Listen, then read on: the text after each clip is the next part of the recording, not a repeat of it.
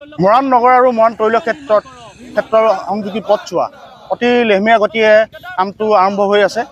আমি বাৰে বাৰে আমি চক্ৰ বিষয়া আৰু ঠিকাৰক আমি জনাই স্মাৰকপত্ৰ প্ৰদান কৰি আছোঁ। তেওঁলোকে কিন্তু আজিলৈকে ৰাস্তাটো সম্পূৰ্ণ কৰিব নোৱাৰিলে। অৰ্থাৎ আমি কি বুজিম, সাধাৰণ জনতাই কি বুজিব? আজিকালি ছাত্ৰ ছাত্ৰীসকল আৰু আৰোগ্য জনসাধাৰণ কেনেকৈ ৰাস্তাটো অহা যোৱা কৰে তেওঁলোকে অকণো চিন্তা কৰা নাই।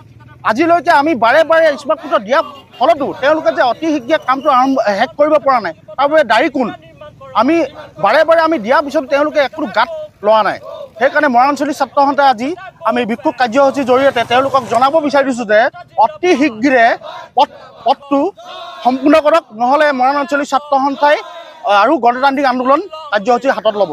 অত্যন্ত পৰিতাপৰ বিষয় যে মৰাণ নগৰ আৰু মৰাণ তৈলক্ষেত্ৰ সংযোগী যি পথছোৱা, এই পথছোৱাত 2টা বৰ্ষ ধৰি বিগত 2টা বছৰে এই পথছোৱা নিৰ্মাণ কাৰ্য সম্পূৰ্ণ কৰিব পৰা নাই, যাৰ বাবে সাধাৰণ ৰাইজ দুৰ্দশাত ভুগিব লগা হৈছে। PWD বিষয়াসকলক আঞ্চলিক ছাত্ৰ সন্থাৰ ৰাইজে বাৰে বাৰে দাবী পত্ৰ স্মাৰকপত্ৰ দিয়াৰ পাছতো ঠিকাদাৰগৰাকীয়ে পথছোৱা শীঘ্ৰে নিৰ্মাণ কৰিব পৰা নাই। ইয়াৰ বাবে আমি মৰাণ আঞ্চলিক ছাত্ৰ সন্থাই তীব্ৰ ভাষাৰে গৰিহণা জনাইছোঁ আৰু আগন্তুক দিনত ইয়াতকৈ তীব্ৰ গণতান্ত্ৰিক আন্দোলনৰ কাৰ্যসূচী ঘোষণা কৰিম বুলি